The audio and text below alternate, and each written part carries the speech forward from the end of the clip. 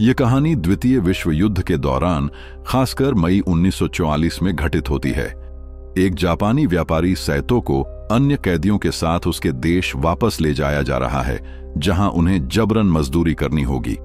Saito अकेले कैद में है जब तक कि 2 गार्ड उसे जहाज के कप्तान के पास ले जाने नहीं आते। कैबिन में अधिकारी उसे घृणा से देखता है और कहता है कि अपने ही देश को धोखा देना माफी के लायक नहीं है और यह कि मौत की सजा भी उसके लिए पर्याप्त सजा नहीं होगी। तभी और सैनिक एक ब्रिटिश कैदी ब्रॉन्सन को लाते हैं जो जापानियों से गहरी नफरत दिखाता है। कप्तान फिर उन दोनों के लिए अपनी योजना बताता है। उन्हें जीवन भर के लिए एक साथ जंजीरों में जकड़ दिया जाएगा। सैनिक आगे बढ़ते हैं और दोनों के पैर हथकड़ी से जकड़ देते हैं। ब्रॉन्सन विरोध करने की कोशिश करता है, लेकिन अंततः वह हार जाता है और दोनों को मजबूरी में एक साथ जंजीरों में जकड़ दिया जाता है। जब उन्हें लगता है कि अब यही उनकी किस्मत है, तभी अचानक जापानी जहाज पर दुश्मनों का हमला शुरू हो जाता है और कैदी विद्रोह कर देते हैं। ब्रॉन्सन और सैतो को भागने का मौका दिखता है और वे सैनिकों से लड़ने लगते हैं। एक पनडुब्बी जहाज के पास आती है और उसकी ओर एक मिसाइल दागती है। कैबिन में अब केवल अधिकारी और दोनों कैदी बचते हैं। अधिकारी उन्हें गोली मारने के लिए बंदूक निकालता है, लेकिन तभी ब्रॉन्सन सैतो को पकड़कर समुद्र में कूद जाता है, ठीक विस्फोट से पहले। कुछ घंटों बाद ब्रॉन्सन सैतो को लेकर तैरता हुआ एक सुनसान द्वीप पर पहुंच जाता है। ठोस जमीन पर पहुंचते ही वह थकान से बेहोश हो जाता है। अगले दिन सैतो यह सोचकर जागता है कि यह सब एक बुरा सपना था, लेकिन जब वह अपने पैर को देखता है और महसूस करता है कि वह अभी भी ब्रिटिश सैनिक से जकड़ा हुआ है, तो उसे सच्चाई का एहसास होता है। वह ब्रॉन्सन को जगाने की कोशिश करता है, लेकिन वह अभी भी बेहोश है। पास में सैतो को एक सैनिक की लाश मिलती है जो किनारे पर बहकर आई है और वह उसका हथियार लेने के लिए रेंगता हुआ जाता है। जब वह गोली मारने का विचार कर रहा होता है, तभी ब्रॉन्सन अचानक जाग जाता है और उस पर हमला कर देता है। दोनों के बीच जोरदार संघर्ष छिड़ जाता है। जब वे पानी के किनारे लड़ रहे होते हैं, तभी लहरों के बीच से एक डरावनी चीज नजदीक आती है। ब्रॉन्सन सैतो को मारता है और उसे समुद्र में डुबोकर मारने की कोशिश करता है। लड़ाई के दौरान सैतो के पैर में चोट लग जाती है और खून बहने लगता है, जो एक अज्ञात जीव को आकर्षित करता है, जो ब्रॉन्सन को जोर से पकड़कर खींच लेता है। ब्रॉन्सन पर तेज पंजों वाली किसी चीज ने हमला कर दिया। सैतो मौका पाकर हथियार उठाता है और ब्रॉन्सन पर निशाना साधता है, लेकिन फैसला करता है कि उस जीव पर गोली चलाएगा। गोली लगते ही वह जीव पीछे हट जाता है और पानी में गायब हो जाता है। ब्रॉन्सन घायल हो जाता है और अब दोनों को समझ आता है कि इस द्वीप पर उनकी आपसी नफरत से कहीं ज्यादा खतरनाक कुछ है। वे जीवित रहने के लिए एक दूसरे के साथ युद्ध विराम करने का फैसला करते हैं। समुद्र तट से थोड़ा दूर ब्रॉन्सन पूछता है कि वह चीज क्या थी, लेकिन अलग अलग भाषाएं बोलने के कारण सैतो उसकी बात समझ नहीं पाता। हालांकि उसके चेहरे के भाव साफ बताते हैं कि उसने जो देखा उसे वह अच्छी तरह जानता है।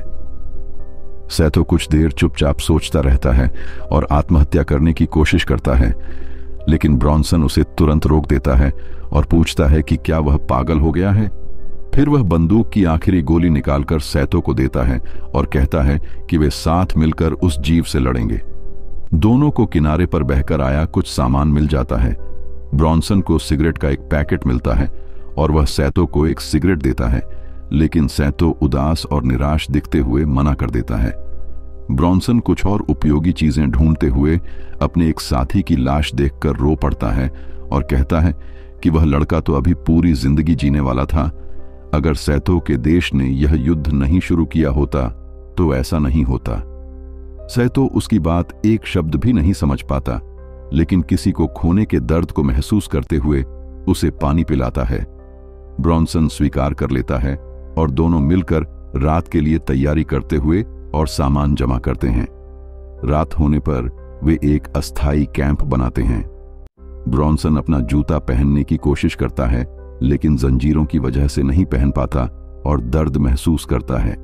सैतो को याद आता है कि उसने पहले एक मरे हुए साथी से बड़े जूते लिए थे, और वह ब्रॉन्सन को एक जूता देता है, लेकिन ब्रॉन्सन जापान से जुड़ी किसी भी चीज को पहनने से इनकार कर देता है। सैतो कुछ केकड़े पकाता है और अपने नए साथी को देता है। ब्रॉन्सन भूखा होने के कारण स्वीकार कर लेता है, लेकिन खाना पकड़ नहीं पाता और वह रेत में गिर जाता है। सैतो यह देखकर अपना केकड़ा ब्रॉन्सन को देता है। ब्रॉन्सन पहले तो मना करता है, लेकिन सैतो जोर देकर खाना उसके पास रख देता है। ब्रॉन्सन केकड़ा खाता है और उसे अच्छा लगता है। दोनों एक दूसरे की मौजूदगी में अब ज्यादा सहज महसूस करने लगते हैं। फिर ब्रॉन्सन औपचारिक रूप से अपना परिचय देता है और सैतो उसका नाम समझकर बोलने की कोशिश करता है और फिर बताता है कि उसका नाम सैतो है। ब्रॉन्सन पूछता है कि वे जंजीरों का क्या करेंगे, लेकिन सैतो चुप रहता है। बाद में ब्रॉन्सन जंजीर काटने के लिए एक कच्चा उपकरण बनाता है। वह कोशिश करता है लेकिन असफल रहता है। तभी सैतो जंजीर के एक सिरे की ओर इशारा करता है, जो उसके अपने पैर के पास ज्यादा कमजोर है। ब्रॉन्सन समझ नहीं पाता, लेकिन इशारा देखकर कोशिश करता है। सैतो उसे प्रोत्साहित करता है और 2 बार में जंजीर ढीली हो जाती है। दोनों खुश हो जाते हैं। अब ब्रॉन्सन की जंजीर की बारी है और सैतो उपकरण मांगता है, जिससे ब्रॉन्सन थोड़ा घबराता है, लेकिन वह सैतो पर भरोसा करने का फैसला करता है। जब सैतो जंजीर काटने वाला होता है तो ब्रॉन्सन कहता है कि वह दूसरी तरफ देखेगा। सैतो इस पर हंसता है और फिर एक ही वार में ब्रॉन्सन को आजाद कर देता है। ब्रॉन्सन खुशी से जश्न मनाता है और दोनों जोर जोर से खुशी जताते हैं, लेकिन इस शोर ने अंधेरे में छिपी किसी चीज का ध्यान खींच लिया। सैतो को एहसास होता है कि कोई चीज पास में है और दोनों सतर्क हो जाते हैं, लेकिन वह प्राणी जल्दी ही गायब हो जाता है। वे हथियार उठाकर सुराग ढूंढने निकल पड़ते हैं। सैतो को रेत में कुछ निशान दिखाई देते हैं और वह जांच शुरू करता है, लेकिन तभी एक आवाज ने उनका ध्यान खींचा। पीछे मुड़कर देखने पर उन्हें एक जापानी सैनिक दिखाई देता है। जैसे जैसे वे पास जाते हैं, उन्हें एहसास होता है कि 2 सैनिक हैं और उनके पास एक कैदी है। ब्रॉन्सन को शक होने लगता है कि सैतो उसे धोखा देगा, लेकिन सैतो वफादारी का संकेत देते हुए अपनी तलवार ब्रॉन्सन को दे देता है और उसे छिपने के लिए कहता है। सैतो वहीं रुक जाता है। एक सैनिक खाने की गंध पाकर जांचने आता है और कैंप पर सोए हुए से दिख रहे सैतो को देखता है। सैतो खुद को पहचानता है और गोली न चलाने के लिए कहता है, जबकि ब्रॉन्सन दूर से यह सब देख रहा होता है। सैनिकों को नहीं पता कि सैतो को देशद्रोही माना जाता था और वे उस पर भरोसा करने का फैसला करते हैं। इसी बीच ब्रॉन्सन का ध्यान भटका हुआ है और उसे पता नहीं चल पाता कि खतरा उसके ठीक पीछे है। कैंप में सैतो अपने पूर्व साथी से पूछता है कि क्या कोई और बचा है। वह आदमी जवाब देता है कि केवल वे ही बचे हैं, क्योंकि उन्होंने लाइफ जैकेट पहनी थी, बाकी सब डूब गए। ब्रॉन्सन को बहुत देर से एहसास होता है कि समुद्री राक्षस उसके पीछे है। वह नहीं जानता कि क्या करे। वह आंखें बंद कर लेता है, लेकिन जब आंखें खोलता है तो देखता है कि वह प्राणी गायब हो चुका है। वहीं सैनिकों को ब्रॉन्सन के मौजूद होने के संकेत मिलने लगते हैं और तनाव बढ़ जाता है। एक सैनिक कटान तलवार निकालकर कहता है कि जहाज डूबने से पहले अफवाह थी कि एक देशद्रोही और एक दुश्मन एक साथ जंजीरों में जकड़े हुए हैं। फिर वह सैतो के पैर से कपड़ा हटाता है और जंजीर देख लेता है। सैनिक कहता है कि ऐसे मामलों में आरोपी आमतौर पर खुदकुशी कर लेते हैं, लेकिन यहां मामला अलग है। वह पूछता है कि भगोड़ा कहां है। सैतो दावा करता है कि वह मर चुका है और एक कब्र की ओर इशारा करता है, जहां ब्रॉन्सन के जवान दोस्त को दफनाया गया था। जापानी सैनिक कहता है कि सैतो सिर्फ देशद्रोही ही नहीं, झूठा भी है और धमकी देता है कि अगर उसने ब्रॉन्सन का पता नहीं बताया तो वह उसका गला काट देगा। इससे पहले कि वह कुछ कर पाता, द्वीप पर एक डरावनी आवाज गूंजती है और सब रुक जाते हैं। कैदी घबराकर कहता है कि यह मछली मानवों फिशमैन का कबीला है और वह घुटने टेक कर प्रार्थना करने लगता है। एक सैनिक दूसरे युवा सैनिक को आवाज की जांच करने भेजता है। वह युवा सैनिक ब्रॉन्सन के पास पहुंच जाता है, जिसके पैर से सूखी टहनी की आवाज निकल जाती है। सैनिक का ध्यान उस ओर जाता है, लेकिन तभी उस राक्षस की गुर्राहट सुनकर सैनिक अपना रास्ता बदल लेता है, जिससे ब्रॉन्सन को राहत मिलती है। वह जापानी सैनिक एक गुफा के प्रवेश द्वार पर पहुंचता है और अंदर चला जाता है। उसे पता नहीं चल पाता कि वह राक्षस गुफा के प्रवेश द्वार पर ही पत्थरों में छिपा बैठा है। इसी बीच ब्रॉन्सन मौका पाकर अपने दोस्त को बचाने की कोशिश करता है।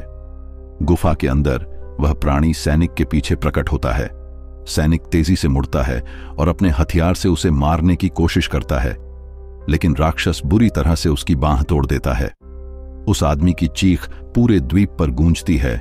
दूसरा सैनिक यह सोचकर कि यह सैतो की गलती है, उसे मारने के लिए तैयार हो जाता है, लेकिन तभी ब्रॉन्सन आकर उस सैनिक पर घातक वार कर देता है।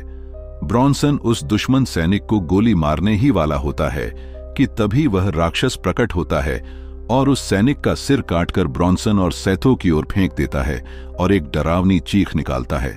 दोनों भागकर छिप जाते हैं। वह फिशमैन घायल दुश्मन सैनिक के पास जाता है और उसे पूरी तरह से मार देता है। कैदी बुरी तरह घबराकर भागने की कोशिश करता है। राक्षस उस पर कूद पड़ता है और उसे बेरहमी से मार डालता है। दूर से यह सब देखते हुए ब्रॉन्सन और सैतो वहां से जाने का फैसला करते हैं। राक्षस ने दोनों को देख लिया और उनका पीछा शुरू कर दिया। दोनों जंगल में भागते हैं और सैतो अपनी तलवार से रास्ता साफ करता है। ब्रॉन्सन कहता है कि उसके पास एक योजना है और सैतो से रुकने के लिए कहता है, लेकिन सैतो उसकी भाषा नहीं समझ पाता और आगे बढ़ता रहता है। ब्रॉन्सन ठोकर खाकर गिर जाता है और पीछे रह जाता है। फिशमैन तेजी से उसके पास पहुंच जाता है। बेखबर होकर ब्रॉन्सन गोली चलाता है, लेकिन चूक जाता है और अपनी आखिरी गोली बर्बाद कर देता है। राक्षस उसे गर्दन से पकड़ लेता है और उसे मारने के लिए अपने पंजे उठाता है, लेकिन तभी सैतो लौटता है और राक्षस पर हमला करके ब्रॉन्सन को छुड़ा लेता है। दोनों भागने का मौका पाकर एक ढलान से फिसलते हुए नीचे गिर जाते हैं, गंभीर रूप से घायल हो जाते हैं और बेहोश हो जाते हैं। अगले दिन दोनों बुरी तरह घायल होते हैं। जागने पर सैतो देखता है कि उसके सीने में एक टहनी फंसी हुई है। बहुत दर्द के साथ वह उठता है और पूरी ताकत से उस टहनी को बाहर निकालता है। इसी बीच ब्रॉन्सन एक झरने के किनारे लटकती सड़ती हुई लकड़ी पर पड़ा हुआ है। जैसे ही वह हिलने की कोशिश करता है, लकड़ी खतरनाक ढंग से हिलने लगती है और संतुलन बनाने की कोशिश के बावजूद वह फिसलकर नीचे एक चट्टान से टकराता है और पानी में गिर जाता है। पानी के अंदर उसे पहले हमले की याद आती है और मुश्किल से तैरकर वह किनारे पहुंच पाता है। सैतो को वह मरे हुए सैनिक की कटान तलवार मिल जाती है। दोनों अब अलग अलग हो गए हैं और झरने के ऊपर की ओर चलने लगते हैं। तभी झरने के ऊपर खड़ा फिशमैन एक चीख मारता है जो पूरे जंगल में गूंजती है और दोनों सुनते हैं। दोनों सतर्क हो जाते हैं और सैतो, जो नदी से पानी पी रहा था, रुक जाता है और अपने दोस्त को ढूंढने निकल पड़ता है। ब्रॉन्सन अकेले चढ़ाई जारी रखता है जब तक कि उसके रास्ते में एक बड़ा झरना अवरोध नहीं बन जाता और वह उसे चढ़ने का फैसला करता है। चढ़ते समय पत्थर गिरने लगते हैं और दोनों अभी भी अलग हैं। सैतो नदी के इलाके से निकलने में कामयाब हो रहा होता है, लेकिन उसे अभी तक ब्रॉन्सन नहीं मिला है। इसी बीच ब्रॉन्सन झरने को पार करके आराम करने के लिए रुकता है, लेकिन तभी पास में आवाजें सुनाई देती हैं। सैतो, जो अभी भी जंगल में खोया हुआ है, वह आवाजें सुनकर सतर्क हो जाता है। ब्रॉन्सन नदी के गहरे हिस्से से निकलकर किनारे आराम करने बैठता है और तभी उसे अपने बगल में कोई मौजूदगी महसूस होती है। जब वह मुड़कर देखता है तो अपने बगल में एक विशाल मगरमच्छ को देखता है। बिना किसी विकल्प के वह बिल्कुल स्थिर बैठा रहता है। जानवर बस उसे देखता है और फिर पानी में वापस चला जाता है। ब्रॉन्सन अभी भी सदमे में उठता है और अपनी चाल जारी रखता है। वह झरने के शीर्ष के पास पहुंचता है, लेकिन तभी फिसल जाता है और उस पल वह राक्षस को देखता है जो अब अपने उस घाव पर कुछ लगा रहा होता है जो सैतो ने पहले मारा था। ब्रॉन्सन को एहसास होता है कि यह प्राणी उनके विचार से कहीं अधिक चालाक है और वह वहां से अपने दोस्त को चेतावनी देने के लिए निकलने की कोशिश करता है, लेकिन आवाज कर देता है और उसे छिपकर बैठना पड़ता है। अपनी छुपने की जगह से देखते हुए वह देखता है कि फिशमैन नदी के किनारे पहुंचता है और तभी पहले वाला मगरमच्छ उस पर बुरी तरह हमला करके उसे खींच लेता है। पानी तुरंत खून से लाल हो जाता है और मगरमच्छ कुछ सेकंड के लिए सतह पर तैरता रहता है, जब तक कि राक्षस फिर से सतह पर नहीं आ जाता और जानवर को आधे में चीर देता है, जिसे देखकर ब्रॉन्सन पूरी तरह से डर जाता है। राक्षस फिर एक डरावनी चीख निकालता है, जो सैतो दूसरी तरफ से सुनता है और ब्रॉन्सन तुरंत भाग खड़ा होता है। सैतो अपने दोस्त की तलाश में जंगल में चलता रहता है जब उसे कुछ अजीब दिखाई देता है। वह पास जाता है और एक पेड़ से बंधी हुई एक लाश पाता है, जिसे देखकर वह डर जाता है और एक गड्ढे में गिर जाता है। गड्ढे के अंदर सैतो एक और फिशमैन का सिर खोजता है। वह कुछ पल दृश्य को देखता है और अब जान जाता है कि इस प्राणी को मारा जा सकता है। नई उम्मीद के साथ वह वहां से निकलने और लाश पर कुछ उपयोगी चीजें ढूंढने का फैसला करता है। उसे मरे हुए आदमी के हाथ में एक फायर आर्म मिलती है और जमीन पर बिखरे हुए गोलियों के खोल देखकर वह अंदाजा लगाता है कि यही आदमी उस दूसरे प्राणी को मारने वाला था। सैतो बंदूक उठा लेता है। अब अपनी कटान और गोलियों वाली पिस्तौल से लैस होकर वह राक्षस की तलाश में निकल पड़ता है। रास्ते में उसे एक विमान का मलबा दिखाई देता है और वह उस तक पहुंचने के लिए पानी में उतर जाता है। आधे डूबे हुए विमान के अंदर जाकर सैतो को अंदर कुछ दिखाई देता है। इसी बीच ब्रॉन्सन को भी विमान का एक हिस्सा जमीन पर गिरा हुआ मिलता है और वह भी उसी पानी वाले विमान तक पहुंच जाता है। जांच से पहले वह मलबे के टुकड़ों से एक भाला बनाता है। फिर वह विमान में प्रवेश करता है और उसे कुछ चीजें मिलती हैं, जैसे फ्लेयर गन, लाइटर, सिगरेट और अन्य सामान। लेकिन एक चीज उसका ध्यान खींचती है। जब वह उस चीज तक पहुंचने की कोशिश करता है तो फिसल जाता है और विमान के पंख में अटकी हुई कुछ चीज देखता है। वह जांच करने जाता है और एक बम खोजता है, जिससे उसे एक विचार आता है। कुछ देर बाद ब्रॉन्सन एक ब्रेक लेता है और सिगरेट जलाता है। सिगरेट पीते हुए उसे पास आते कदमों की आवाज सुनाई देती है और जब वह मुड़कर देखता है तो सैतो को देखता है। ब्रॉन्सन पूछता है कि वह कांप क्यों रहा है और उसे सिगरेट देता है। सैतो मना कर देता है और कहता है कि उसे जल्दी से कुछ दिखाना है। ब्रॉन्सन नहीं समझ पाता, इसलिए सैतो अपना लाइटर इस्तेमाल करके समझाने की कोशिश करता है। दोनों एक साथ एक गुफा में जाते हैं और पहुंचकर सैतो कुछ अजीब की ओर इशारा करता है। उन्हें पता चलता है कि वह प्राणी एक अंडे को से रहा है। ब्रॉन्सन धीरे धीरे पास जाता है और सैतो उसे चेतावनी देता है कि वह प्राणी मादा है और बेहद इलाकेबाज, अपने इलाके की रक्षा करने वाली है। ब्रॉन्सन उसे मारे बिना जाने को तैयार नहीं है, लेकिन सैतो कहता है कि अगर उन्होंने ऐसा किया तो यह सिर्फ फिशमैन को और गुस्सा दिलाएगा। फिर भी ब्रॉन्सन कहता है कि या तो वे या वह। ब्रॉन्सन कहता है कि उसके पास एक योजना है और सैतो से उसका साथ देने के लिए कहता है। सैनिकों के पास लौटकर ब्रॉन्सन उस बम को दिखाता है जो उसे मिला था और सैतो से उसे राक्षस के अड्डे तक ले जाने में मदद मांगता है। बहुत मेहनत से दोनों उसे ले जाने में कामयाब हो जाते हैं।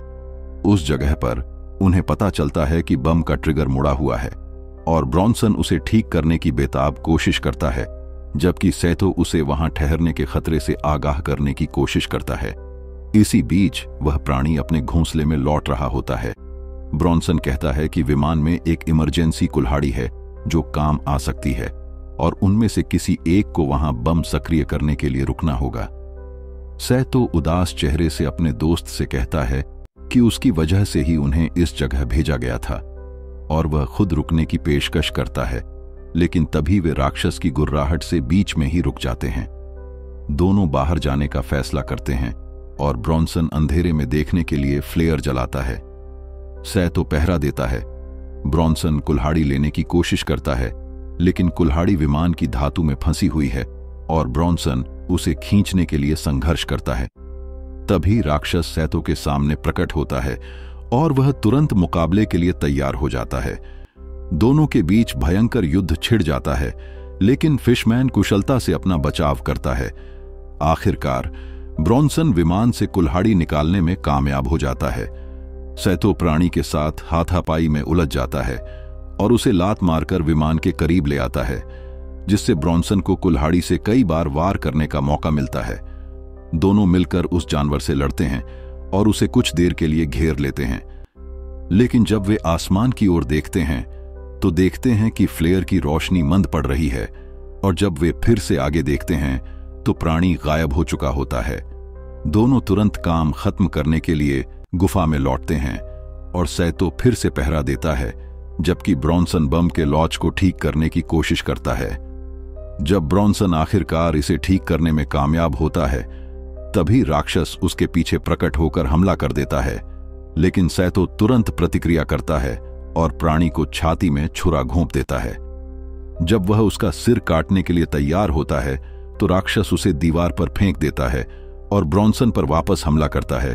उसकी छाती में घाव करने में कामयाब हो जाता है। सैतो यह देखकर अपनी ताकत जुटाता है, उठता है, अपना हथियार उठाता है और प्राणी की आंख में गोली मार देता है। राक्षस ब्रॉन्सन को छोड़ देता है और सैतो फिर से गोली चलाता है, लेकिन चूक जाता है। इसलिए वह अपना निशाना बदलने का फैसला करता है और प्राणी के अंडे पर गोली चला देता है, जिससे वह फट जाता है और उसका बच्चा जमीन पर गिर जाता है। यह देखकर फिशमैन तुरंत सैतो की ओर दौड़ पड़ता है। जब प्राणी देखता है कि उसका बच्चा मर चुका है, सैतो अपने दोस्त की मदद के लिए दौड़ता है, लेकिन ब्रॉन्सन बुरी तरह घायल हो चुका होता है। ब्रॉन्सन अपनी चीजें सैतो को दे देता है और उसे जाने के लिए कहता है। जब प्राणी अपने मरे हुए बच्चे को पकड़े हुए होता है, सैतो बहुत दर्द में अपने दोस्त को छोड़कर गुफा से बाहर निकल जाता है और जल्द ही राक्षस ब्रॉन्सन के पास पहुंचता है, जो तुरंत बम को सक्रिय कर देता है। ब्रॉन्सन उल्टी गिनती गिनता है और जब वह 3 पर पहुंचता है तो बम काम नहीं करता। तभी उसे अपने दोस्त की बात याद आती है कि उसने जंजीर कितनी आसानी से काटी थी। इसलिए वह सैतो की सीख को अमल में लाता है और बम को सक्रिय कर देता है। एक बड़ा विस्फोट होता है, जिसे सैतो गुफा के बाहर से देखता है। सैतो दुखी होकर उस इलाके से दूर चला जाता है, लेकिन फिर से वह डरावनी गुर्राहट सुनाई देती है और उसे एहसास होता है कि प्राणी बच गया है। वह झाड़ियों के बीच भागने लगता है और प्राणी जंगल में उसका पीछा करता है। सैतो समुद्र तट पर भागता है और निराश होकर घुटने टेक देता है, लेकिन तभी उसे अपने दोस्त की कुर्बानी याद आती है और गुस्से से भरकर वह लड़ने का फैसला करता है। जल्द ही प्राणी समुद्र तट पर पहुंचता है और किसी को अपने सामने घुटने टेके देखकर हमला करता है, लेकिन पता चलता है कि वह एक जाल में फंस गया है। सैतो रेत से उठता है और राक्षस के साथ एक मुकाबला शुरू करता है। वह प्राणी पर वार करता है, लेकिन इस प्रक्रिया में खुद भी घायल हो जाता है। सैनिक हार नहीं मानता और उस अजगर का सामना सीधे करता है।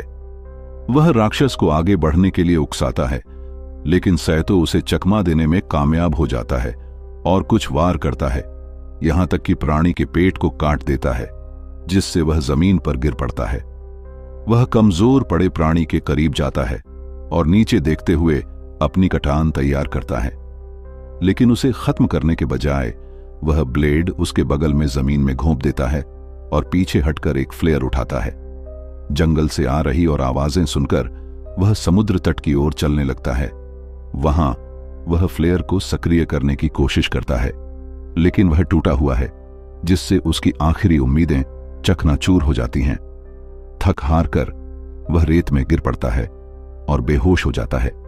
कुछ घंटे बाद सैतो एक अमेरिकी जहाज पर सवार है, जहां एक अधिकारी एक जापानी अनुवादक के साथ उससे पूछताछ कर रहा है। अधिकारी पूछता है कि क्या ब्रॉन्सन ने उसकी मदद की, लेकिन सैतो चुप रहता है।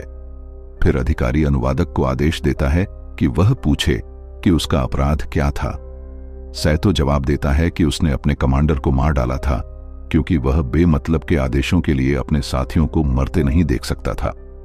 अधिकारी फिर ब्रॉन्सन के बारे में बात करना शुरू करता है और सैतो उसके साथ बिताए अच्छे पलों को याद करने लगता है, यह दर्शाते हुए कि दोनों दोस्त बन गए थे।